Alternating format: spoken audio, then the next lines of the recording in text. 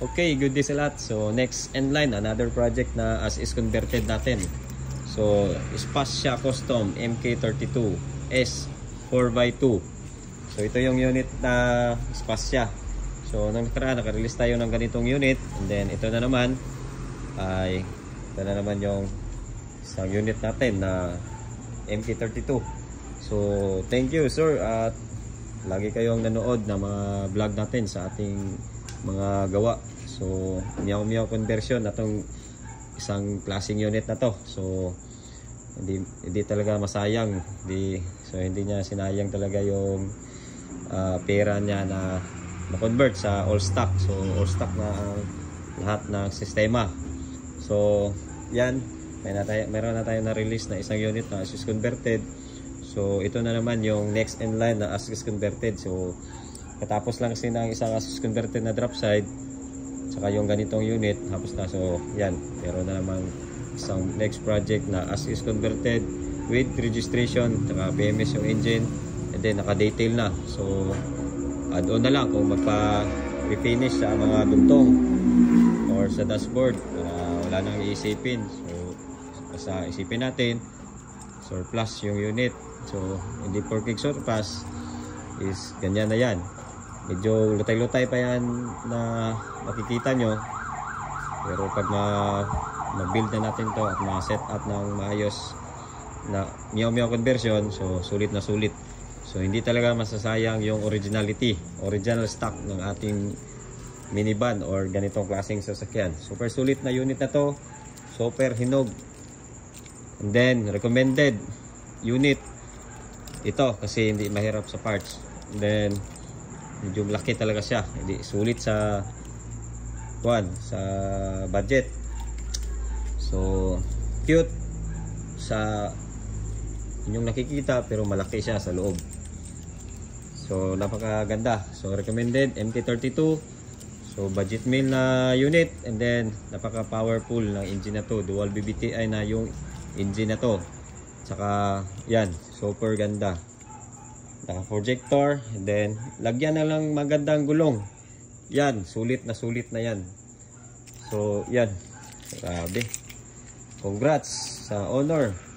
Hindi talaga sinayang yung pera ang pinaghirapan. So next in line, as is converted. So PM na lang sa price ng as is converted na ito. So itong unit talaga is recommended ko talaga na unit. Ganitong klaseng Spasya. And then lahat ng Spasya recommended. So ito sa mga wala pang budget, ito yung kunin nyo. Promise, sulit na sulit tong klaseng sasakyan na to. And then yan, napakahinog. Yan, diba? Ganda ng mugs, standard. Bali itong unit na to is bali XS 4x2 SX. So yan, grabe. So yung interior wasak. Walang dashboard. Yan, kasi problema yung wirings nito, pero kayang-kaya natin to i-solve lahat.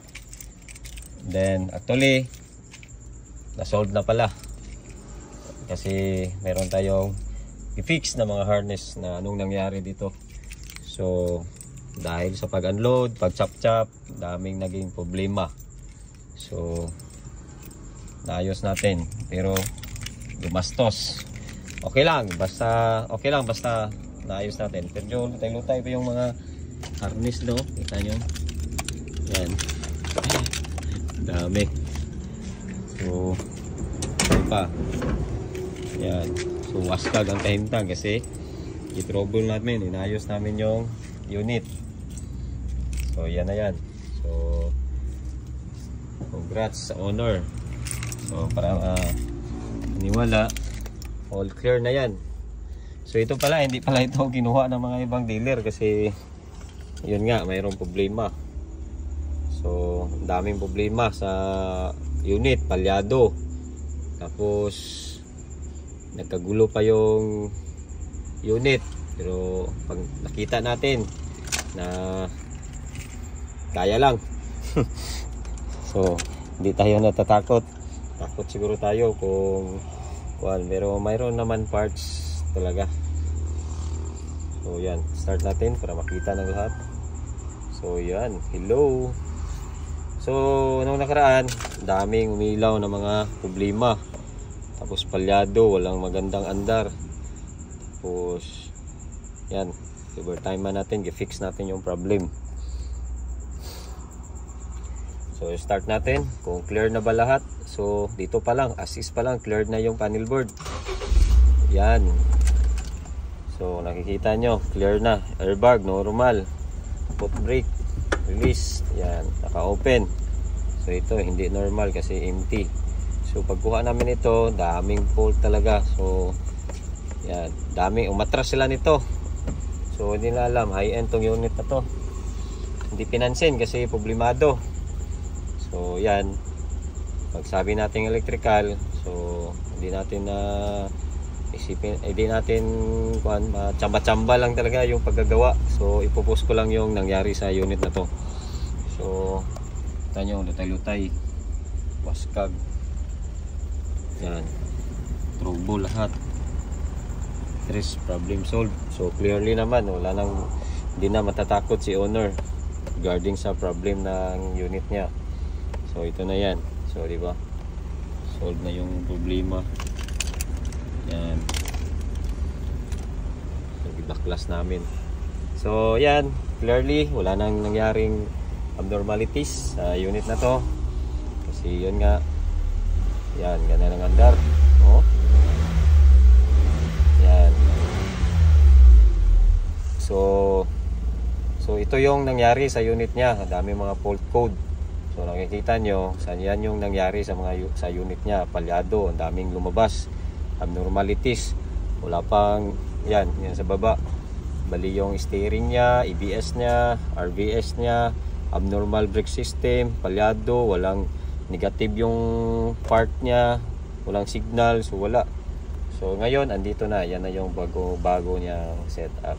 So yan. So yun lang. Thank you sa nagtiwala. So dito, dami na talagang nangyayari sa pagko-convert ng mga klaseng unit. So maraming nagka-problema at saka maraming ding nagka-pera. So yan yung ang reality. So kaya ingat-ingat sa pagkuha ng klaseng ganitong unit kasi baka mapamura kayo kasi mura lang pero yun pala, mapamura pala. So wag sobrang wais sa pagpili ng surplus kasi para hindi matulad sa ganitong nangyari yan sa baba. Yan lang. So thank you and good morning.